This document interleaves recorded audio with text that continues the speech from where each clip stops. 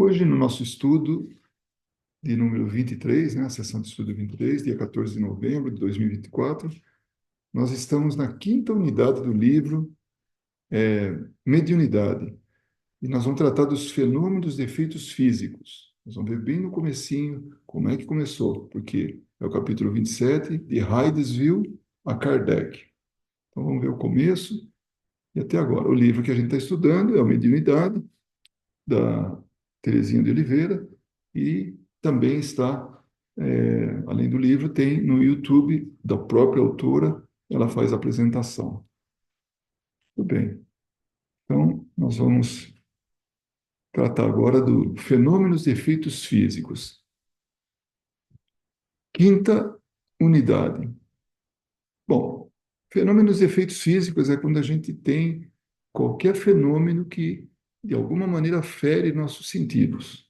Tá? Então, os cinco sentidos nossos, que é assim as portas de entrada para que a gente se comunique com o mundo. Sem isso, ou se a gente não tiver disponível um ou outro sentido, a gente vai ter um certo prejuízo nisso. Mas normalmente são esses cinco sentidos que a gente está interagindo com o mundo aqui. Então, quando encarnados, nós temos um corpo físico, e esse corpo físico, numa situação normal, ele tem olfato, paladar, audição, visão e tato. Então, esses cinco sentidos é como a gente se relaciona com o mundo.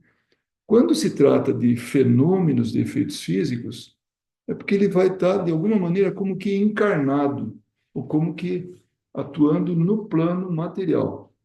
Se isso aqui não tivesse ninguém segurando, ele tivesse aqui flutuando, né, é um fenômeno de efeitos físicos. Então, se não foi nenhum truque, não for nada que suspenda isso, então ele está sendo, é, assim, é o resultado de um fenômeno físico. Por quê? Porque nós estamos vendo ele flutuar. Então, nossos olhos estão vendo, né? O som que está sendo emitido, nossos ouvidos estão sentindo isso. Então, se a gente não tem nada que seja artificial e seja do plano espiritual agindo sobre algum objeto, pessoas, ou mesmo que se apresente aqui, né, alguém, então é fenômeno de efeitos físicos. A gente estudou fenômenos de efeitos intelectuais porque ocorre na cabeça do médium, no pensamento do médium. Ninguém, quando a gente olha para o médium, a gente não sabe o que está acontecendo, no que ele está pensando, que processo que está acontecendo. Então, é intelectual, é dentro, né, do nosso pensamento. Então, ela começa assim, ó, os fenômenos mediúnicos são tão antigos na Terra quanto a existência dos seres humanos. Então, tem ser humano, tem intercâmbio com o mundo espiritual. Ah, mas quando foi isso? Na Idade da Pedra? Na Idade da Pedra. Porque os espíritos que estavam controlando, estavam dirigindo o processo de evolução desses seres, eles estavam atuando para conduzir, porque se deixasse por conta deles, 100%, ia ser um problema. Então, intuitivamente, por exemplo, foram até o fogo. Alguém teve um raio, começou a pegar fogo numa árvore, alguém foi lá, teve a ideia de pôr um toquinho lá de madeira e manter o fogo aceso. Uma hipótese. Como é que ele ia ter isso aí? Então, uma inspiração que veio, alguma coisa de fora. Então, é mediunidade, a idade da pedra. Então, podemos achar que isso é possível. E isso, muito outras coisas, né? A atuação de espíritos inferiores sobre aqueles que estavam começando lá, e começar briga, por exemplo, uma guerra. É a ação de espírito. Então, mediunidade sempre existiu. Tem ser humano? Então, tem mediunidade. Enquanto não tinha um ser humano desenvolvido aqui, não havia mediunidade. Porque não tinha porquê. Por que existe a mediunidade? A mediunidade é uma conexão de um mundo para outro. O mundo material com o mundo espiritual. Então, tem que ter o médium, tem que ter o ser humano. Então, o ser humano se ele está presente, a mediunidade existe. Então, não foi uma coisa que foi inventada, começou a aparecer depois de, sei lá, do século V, século III. Não, sempre teve. Tem ser humano, tem espírito, tem mediunidade. Tá? Não tem de existir, né? Então, na codificação do espiritismo, lá pelo século XIX, aí sim é que houve um estudo aprofundado disso, que é isso que nós estudamos, é isso que nós vemos. Pode ver, desde lá para cá, né, desde o século XIX, a gente está tendo a oportunidade de estudar e ver, e não muda. Então, mediunidade é o que é e não muda. Pode ter até acrescentado algum tipo de mediunidade, mas não muda. O mesmo mecanismo que funcionava lá na Idade da Pedra, como a gente falou, né, por exemplo, depois no século XIX e agora, é o mesmo. Né? É a mesma coisa. Então, quando que começou?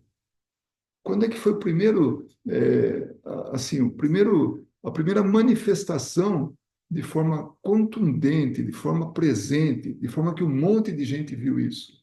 Foi aqui, no estado de Nova York, num povoado pequenininho, chamado Hydesville.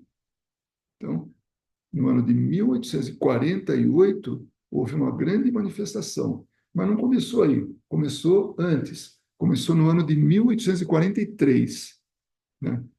Tinha uma cabana de madeira, uma casa de madeira, nesse povoado de Hydesville, no estado de Nova York, e aí um vendedor ambulante foi assassinado nessa casa.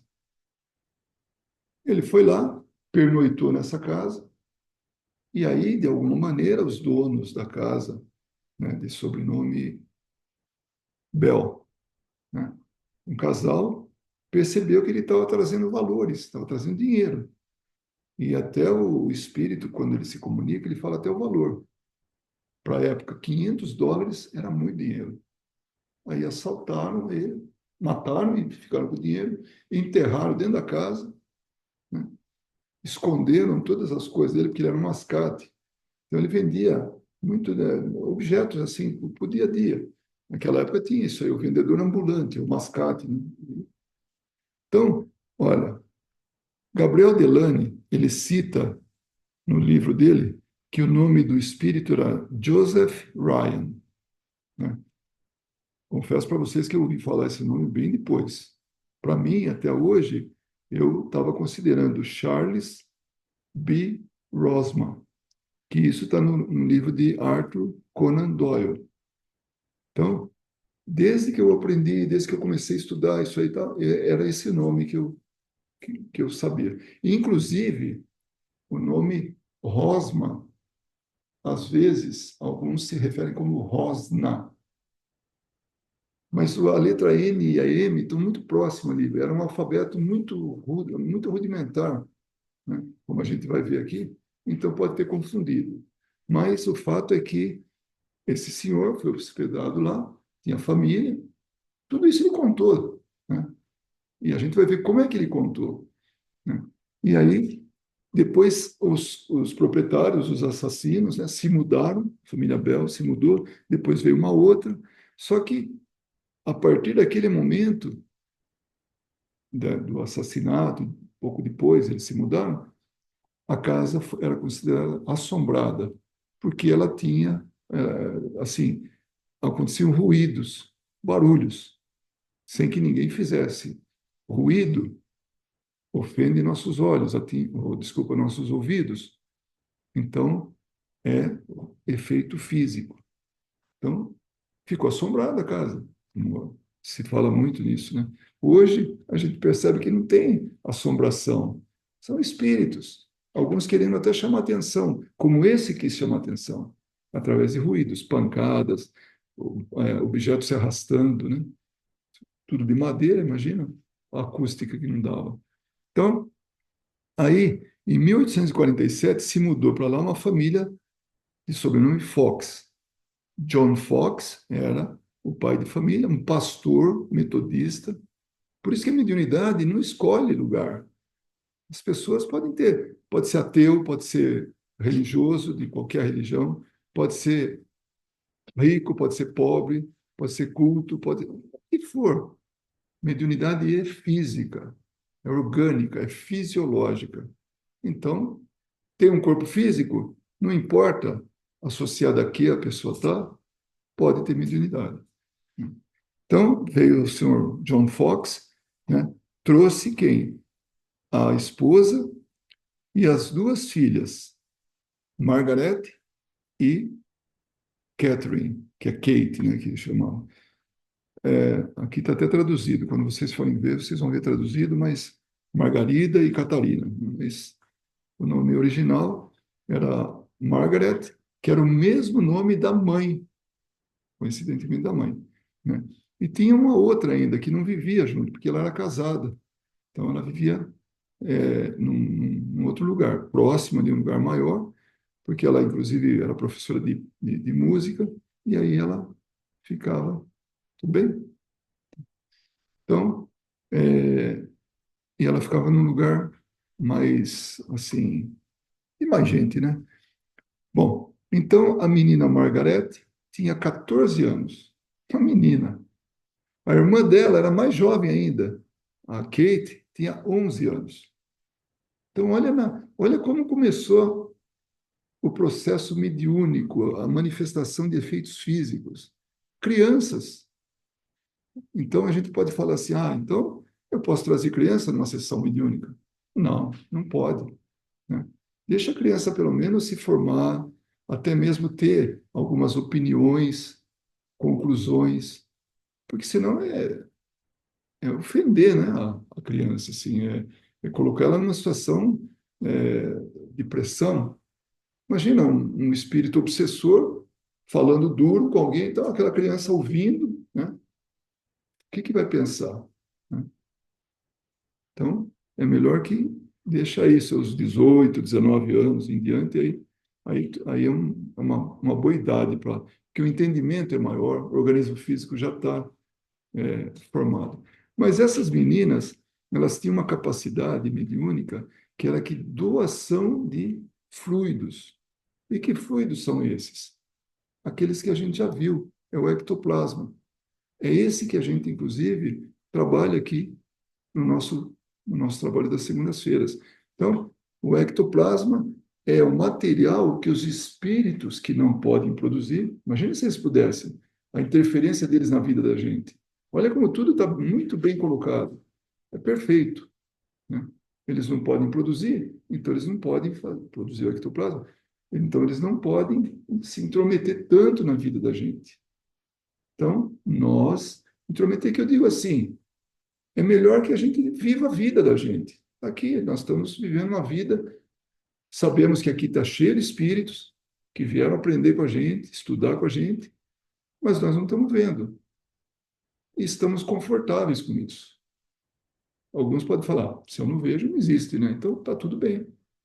Mas, como os espíritos não produzem o ectoplasma, eles precisam dos encarnados, eles não interferem tanto na nossa vida de forma física, efeitos físicos.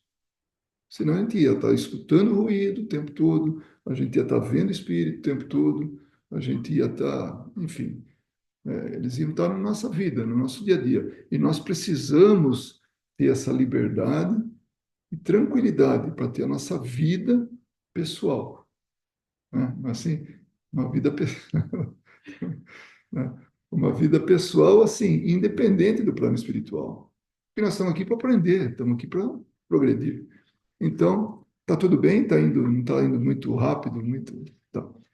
Então, na noite do dia 31 de março de 1848, foi quando foi inventado, entre aspas, né? Naquele momento criaram o telégrafo do além. Foi telégrafo, assim, onde as pessoas, então ele batia como se fosse um telégrafo, né? E as pessoas iam associando com uma letra. Bom, eram pancadas secas, né? Que faziam insistir com, assim, faziam acontecer com, se faziam ouvir com insistência. As meninas, que eram médiums sem saber, as duas eram médiums, né? Elas não sabiam, elas estavam escutando. No começo ia para o quarto da mãe, numa cama lá do pai, da mãe, com medo e tal.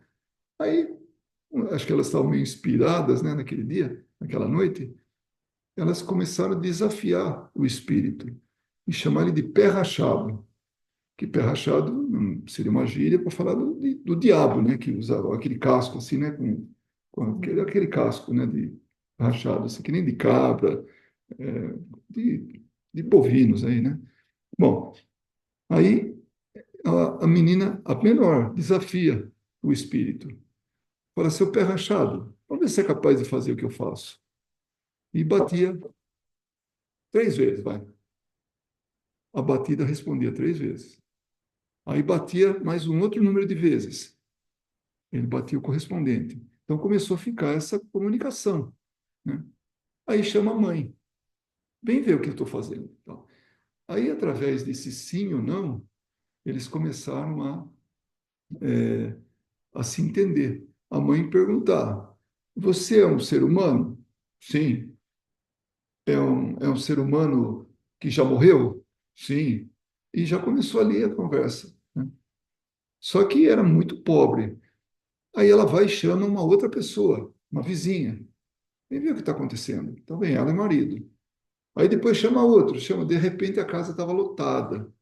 E aí estavam conversando com o espírito, através de batidas. Uma pessoa chamada Post, né, Isaac Post, ele falou: por que a gente não faz alguém vai falando o abecedário, quando chega na letra, tem o ruído, aí anota a letra. Olha que coisa rudimentar, né? Aí começaram a formar palavras através desse telégrafo do além, né?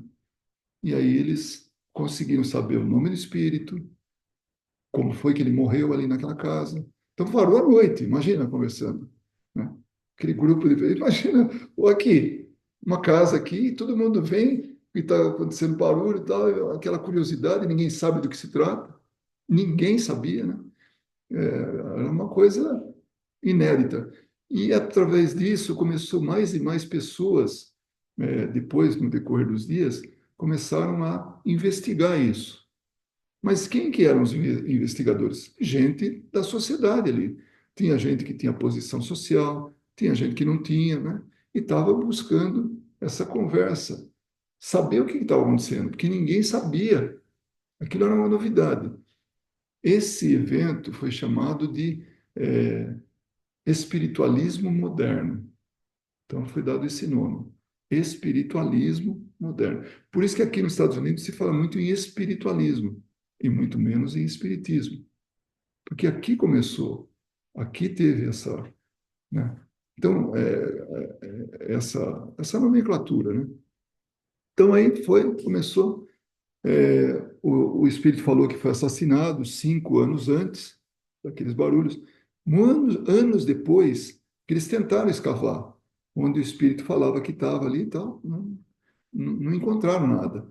Mas anos depois, quando derrubaram a casa, encontraram, né, um esqueleto, coisas assim de armarinho, né, essas coisas de costura, que evidenciou que era. Mas foi muito tempo depois. Então, foi real, aconteceu, né? Essa casa depois pegou fogo, depois reconstruíram, né? Aí mudaram para aquele lugar que tem um monte de médium, como é que chama? Tem um lugar, poxa vida, vamos ver se eu consigo lembrar depois. Tem muitos médiums, mas assim, é comercial, né? Então, vai lá para fazer consultas, né? Bom, aí o que que aconteceu? Ficou muito assim divulgado isso, os ruídos, a conversa com os espíritos através disso. E elas faziam, as meninas faziam apresentações. A Kate foi para a Europa. E ela, lá começou a acontecer os ruídos e tudo. E na França começou um movimento de mesas girantes. Mas era uma brincadeira de salão. Então começou. Era assim: tinha uma festa, tinha uma reunião. Depois que terminava a festa, Vamos brincar agora das mesas girantes. Vamos fazer, né? Vamos conversar com os espíritos. Então, aí começavam a fazer essa brincadeira de salão. Só que no meio dessa brincadeira, teve pessoas que levaram um pouco mais a sério. E essas pessoas que levaram a sério chamaram o senhor Hipólite Leon Denisard Rivail, que é o nome de batismo do Kardec, Allan Kardec. Chamaram ele porque conheciam, eram pessoas conhecidas ali, pessoas sérias, né? Vem conhecer o que a gente está fazendo. Não, né? Isso aí é brincadeira de salão, eu vou perder meu tempo. Vem e tal. Vai insistir um amigo de 25 anos, né, de amizade, o senhor Fortan, chamou ele, que tinha credibilidade. Aí ele falou, então vou lá. Foi, e aí ele começou a perceber uma coisa, que as perguntas que se faziam os espíritos eram perguntas elevadas, de cunho filosófico, cunho científico.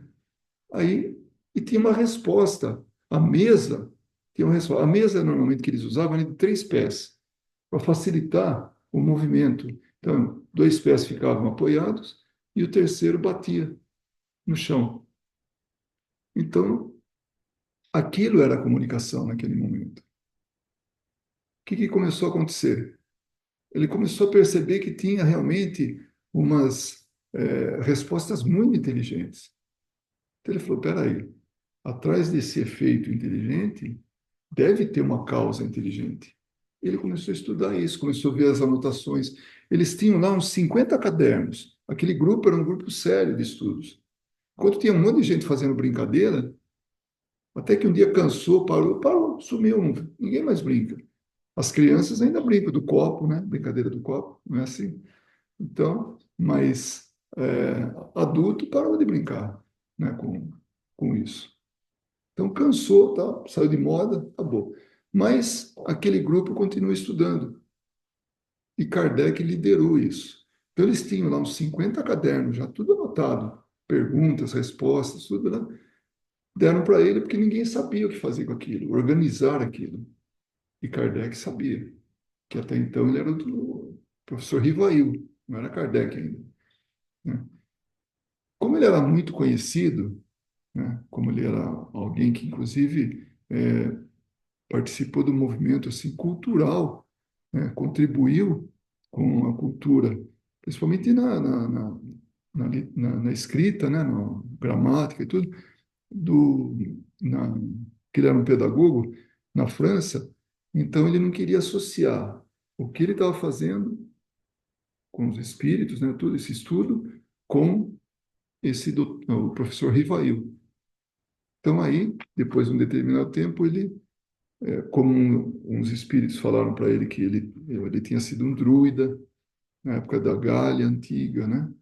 Tá? E o nome desse ser, né? Dessa entidade, dessa pessoa, né? Que era um druida, o nome dele era Allan Kardec. Então ele resolveu adotar o nome que ele já teve um dia, uma encarnação passada. Então, falou: a partir de agora, eu passo a assinar Allan Kardec. E foi o que aconteceu, né? Ficou conhecido como Allan Kardec. Bom, ele pegou esse material, começou a estudar e começou a ver toda essa lógica. Aí ele começou a fazer perguntas para os espíritos, a mesma pergunta para espíritos diferentes, lugares diferentes, médios diferentes. E ele percebia que havia sempre uma resposta comum, mas não com as mesmas palavras. Aí o que ele fez? Ele compilava aquele monte de resposta numa única resposta, mais plausível. E aí fez o Livro dos Espíritos, que tinha umas 500 perguntas. Depois ele continuou estudando isso, através da Revista Espírita, mais e mais perguntas, mais e mais respostas. Aí ele, aí ele publicou um outro livro, né, ampliado, que tem 1.019 perguntas. E várias outras respostas, porque algumas perguntas desdobram em mais do que uma, né? Então, esse foi assim, o transladar daqui dos Estados Unidos para a Europa. Olha que coisa bonita. Nós estamos no lugar onde nasceu a comunicação com os espíritos, né? Nos idos de 1840, 40 e pouco, 48, né? Bom, aí ele foi estudando isso tudo, né? Pegou esses cadernos e, a partir disso, ele começou o Livro dos Espíritos, depois o Livro dos Médiuns, porque as pessoas perguntavam, tá, mas como é que faz para ter as reuniões? Explica mais sobre a mediunidade. E aí ele explicava, ele, ele colocou no Livro dos Médiuns esse, esse material, né? Tudo. Depois do Livro dos Médiuns, uma outra coisa que ele começou a perceber é que a moral era algo importante, a evolução moral do espírito, a evolução moral da humanidade. E ele sabia que o Evangelho continha todas as diretrizes morais que eram do Cristo. Então, aí ele colocou o Evangelho segundo o Espiritismo. Quando ele quis publicar, ele pôs de nome assim, a imitação do Evangelho. Aí o senhor Didier, que era lá o editor, né? Falou, não, vamos mudar isso aí, né? Então ele colocou o Evangelho segundo o Espiritismo. Ficou muito melhor, né? Então, aí depois desse, ele publicou O Céu e o Inferno, para que a gente pudesse entender realmente esse conceito, né? De pós-morte e tudo isso, o que que era isso aí? Então tem exemplos, quem já leu sabe disso, ou quem não leu ainda, vamos, eu recomendo que leia, que estude, né? Porque tem muitos casos de espíritos, de comunicações que ele coloca nesse livro. Então é muito interessante. E depois o céu e o inferno, finalmente a Gênese, né? Que é a criação segundo a visão espírita, que é a parte mais científica da doutrina espírita. Ele tinha um monte de anotações também lá, depois foi feito um compilado lá, tá, e publicaram memórias, obras póstumas, né?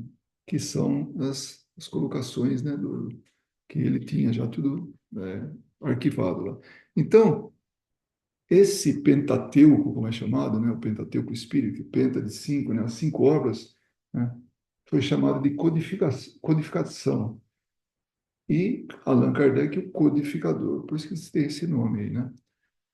Então, ele também publicou alguns outros livros, o que é o Espiritismo, Introdução ao Espírito, ao estudo da doutrina espírita, e também a Revista Espírita, que era como ele se comunicava com o resto do mundo. Então, tinha gente no mundo inteiro que recebia a Revista Espírita, e qualquer experiência que tinha relacionada ao Espiritismo, ou às manifestações espíritas, as pessoas escreviam para ele e mandavam. Agora, vocês imaginam o tempo que levava isso aí? Carta de um continente para outro era de navio. Imagina o tempo que levava. Hoje, com WhatsApp, com texto, com e-mail, a gente alcança o mundo, qualquer lugar do mundo, instantaneamente, né? Mas naquela época não. Então, olha o trabalho árduo. Ele recebia as cartas, tudo, ele recebia muitas cartas, respondia todas, a mulher ajudava. O filme Kardec, ele representa muito bem, quem já assistiu sabe disso. Como é que ele trabalhou, como é que foi a, a codificação. Então, quem puder assistir, vai assistir, né? E aí ele acabou. Então, foi esse o nosso estudo, que assim é de Hydesville a Kardec. Então, aí essa ponte que se formou, né, entre o que começou e depois se efetivou como o Espiritismo. Uma coisa que a gente sempre fala, que é no mundo, ou na humanidade, ou no planeta, como queira, é sempre um processo que está sempre evoluindo. Então, não é nada assim que vem pronto, né? Eu, por exemplo, nossa, ficava irritado quando mudava o computador, atualizava, tinha que ver, mas não tinha como ser diferente, que é uma evolução. O inventor do computador, depois dos programas, tudo, ele não fez de bate-pronto, né? Fez uma vez e poucas coisas são até hoje, né? É, assim, que foi inventado e é igual hoje. Eu até lembro de umas aulas de mecânica, muitos anos atrás, né, quando fiz lá um curso de mecânica de automóveis, e aí o mecânico, o professor lá, ele falou que o diferencial do carro, né, foi tão bem inventado que era até hoje usado, que é são umas engrenagens, porque se fosse assim como foi no início, né, foi um eixo só, não fazia curva, uma roda girava mais rápido e a outra mais lenta, aí quebrava, né? Então não havia eixo que aguentasse. Aí inventaram o diferencial e aí funcionou direitinho, funciona até hoje. Então tem são poucas coisas que foram inventadas de um jeito e permanece até hoje, né? Porque a grande maioria teve evolução, foi se modificando, assim como nós. A gente hoje é o nosso melhor, a melhor situação que nós nos encontramos. Só que não vai parar ali. A gente vai aprender mais coisa, vai se melhorar e vai progredir mais ainda, vai estar num outro nível. Então, daqui a um tempo, nós seremos melhores do que somos hoje. Hoje é assim, é o nosso auge, mas não Daqui a é 200 anos vão dizer que a gente era da idade da caverna. exatamente. Quanta coisa não vai aparecer e a gente vai falar, nossa, como é que aquelas pessoas viviam? Eu lembro de uma atriz mirim que, numa entrevista, aqui, não sei se vocês se lembram no filme chamado Miss Sunshine. Então, aquela menininha foi entrevistada. Hoje é uma mulher, tal, mas naquela época foi entrevistada e ela fez um comentário. Ela falou: "Não sei como vocês conseguiram viver sem o celular, né?" E, e realmente, e a gente vivia, né? Chegamos até aqui. Hoje nós temos o melhor dos dois mundos. Nós desconhecíamos o celular e passamos a conhecer. Então a gente sabe a diferença, tudo. Mas a evolução ela é desse jeito, Constante. constante. Teve uma pergunta que me fizeram uma vez, foi muito interessante. Eu achei fantástica a pergunta.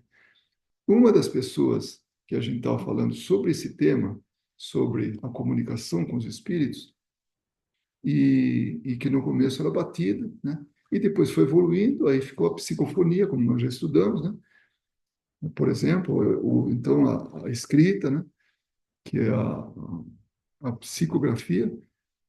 E aí essa pessoa falou, por que que já não começou com a psicografia? Poxa, podia queimar uma etapa, os espíritos poderiam fazer isso, e realmente poderiam. Aí eu expliquei para ela, falei, olha, primeiro as pessoas precisam ver para crer. Ou seja, precisam ouvir as batidas, precisam ver o movimento das mesas. Aí sim, depois pode dar um passo mais elaborado. Que no começo era o alfabeto e ficava batendo lá para poder. Mas imagina, isso é a letra Z. Na hora de colocar a letra Z, eu recitava o alfabeto inteirinho, né? Aí depois era a letra A, tudo bem, A, uma batida. Aí depois era X, e vamos lá de novo, falar. Então tinha um monte de, né? Exatamente, era uma dificuldade muito grande. Então, mas era necessário para que a gente fosse atraído por aquilo. A gente não, os encarnados, aqueles que juntaram aquele monte de gente, tinha mais de, eu me lembro, assim, um número assim, de algumas centenas. Ficava dentro, gente dentro, uma casinha de nada, gente dentro e fora, janela aberta e todo mundo ali, né? Era março, frio, mas dava para aguentar, né? Exatamente, fim de março. Então, Mas é interessante também que você vê esses movimentos assim, uma tocha, mas que não se reproduziu. Porque, enfim, começou aqui, mas teve aquele aquele movimento, mas não boom, foi para né? frente. Não se traduziu no que aconteceu depois. Na França, um pouco mais para frente, né, que houve a codificação. Então, eu até te perguntar, quando você vai no estudo da história, né, existem manifestações mediúnicas bem anteriores a isso, Sim, na época ainda dos romanos.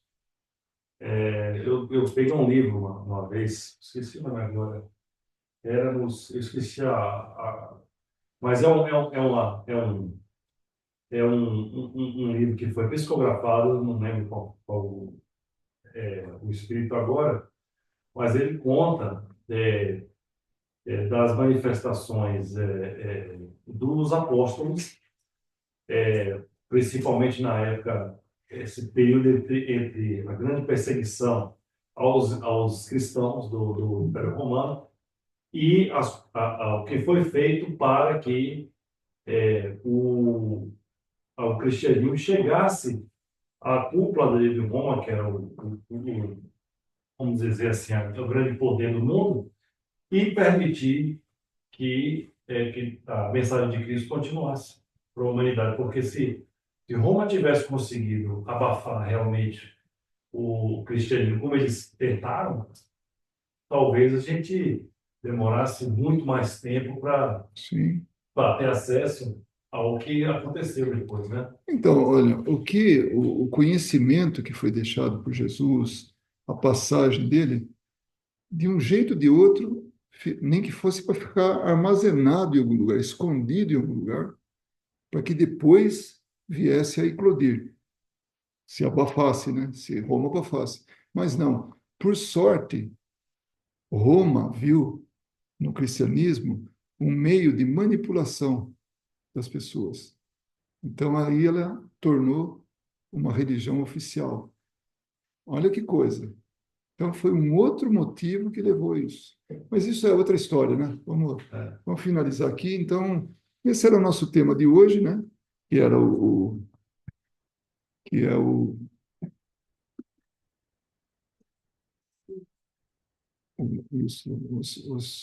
fenômenos físicos, exatamente. Então, esse era o nosso tema e eu agradeço aí a atenção e que a gente possa ver outros capítulos aí. Muito obrigado e até a próxima.